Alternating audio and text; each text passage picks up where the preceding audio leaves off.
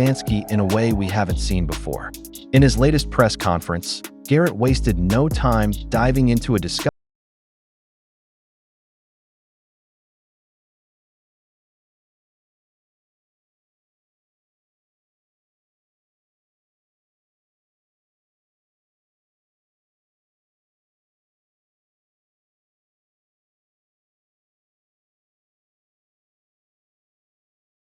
of the training table, and there's not much he can do to change the situation.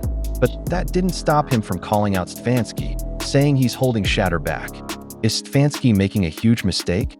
Garrett seems to think, well, hell, we frustrated too.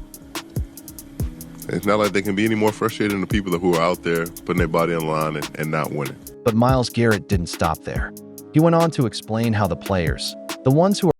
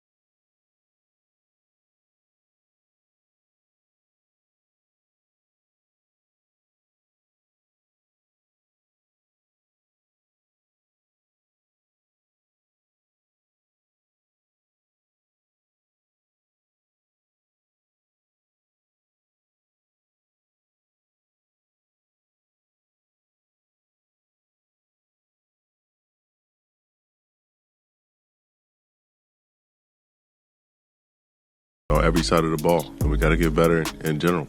did find one thing that gives him hope: the young players on offense who are hungry and eager to prove themselves.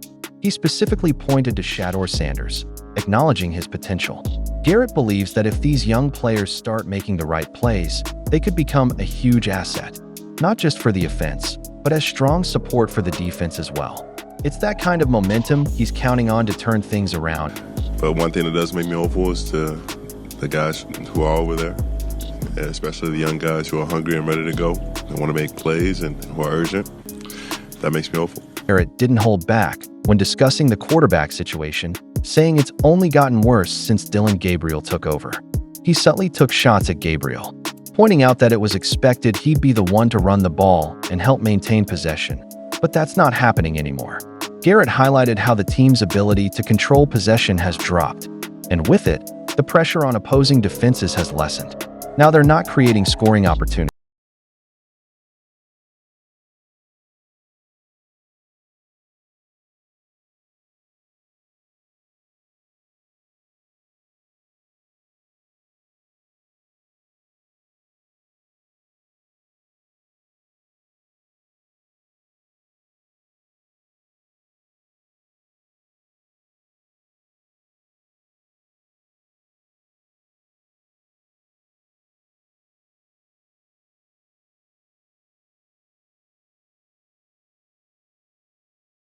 Myles Garrett didn't hold back in expressing his frustration with head coach Kevin Stefanski, pointing to the team's ongoing struggles and what he sees as Stefanski's failure to bring Shedeur Sanders onto the roster. Clearly agitated, Garrett took aim at the offensive play calling, specifically questioning the decision to stick with Dillon Gabriel as quarterback. The out-pro defensive end also vented about the never-ending cycle of losses, sharing just how exhausting it's been to face the same disappointing results week after week. Myles Garrett dug deeper into his frustrations, emphasizing how the Browns keep losing in the same predictable way. No adjustments, no improvements. He acknowledged the defensive line's consistent performance, but made it clear how disheartening it is to watch the quarterback struggle. Garrett specifically criticized Dillon Gabriel, pointing out that his throws often seemed like they were based on assumptions, expecting receivers to be in places they simply weren't. This wasn't just a shot at Gabriel. It was also a subtle jab at Stefanski's offensive strategy, suggesting that the lack of progress starts from the top. Stop us to the D-line front. They've gotten chunk formation.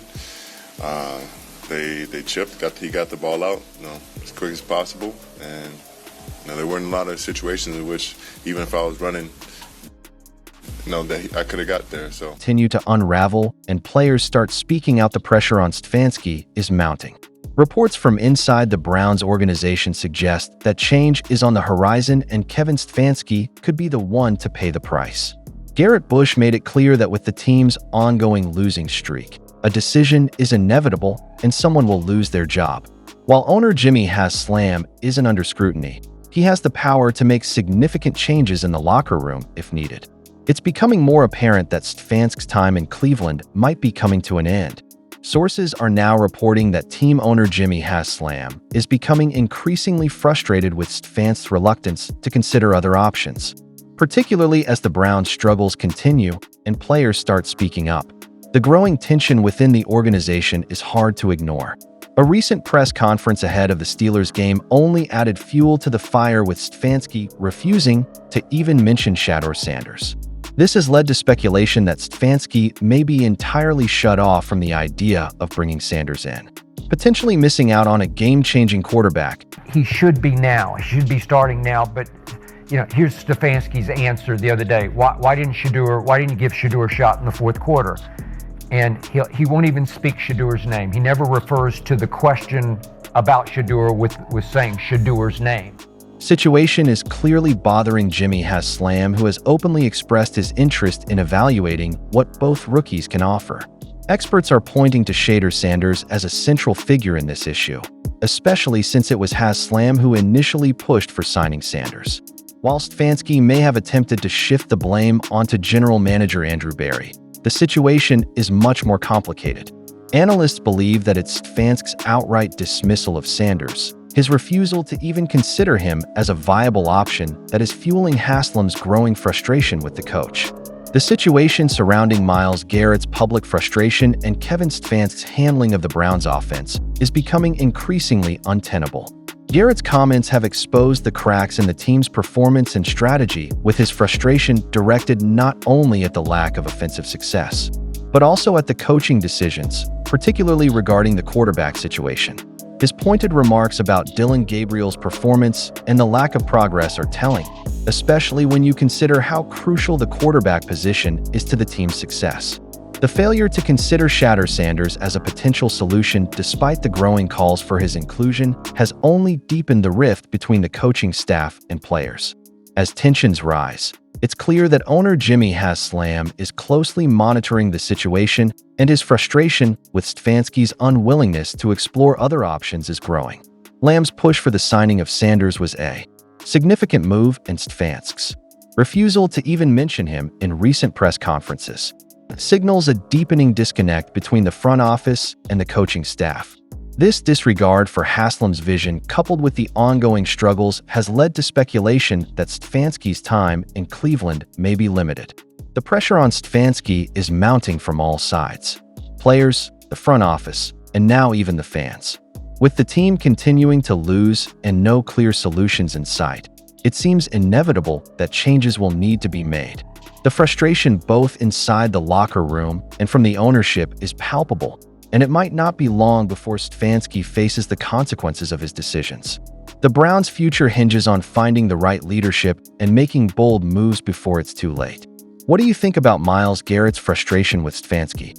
Do you agree with his assessment of Dillon Gabriel's performance, or do you think the quarterback issues go deeper than just one player?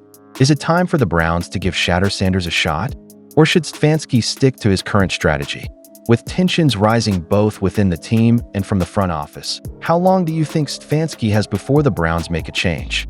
What do you believe is the key to turning things around for Cleveland? Better coaching, better player performance, or a combination?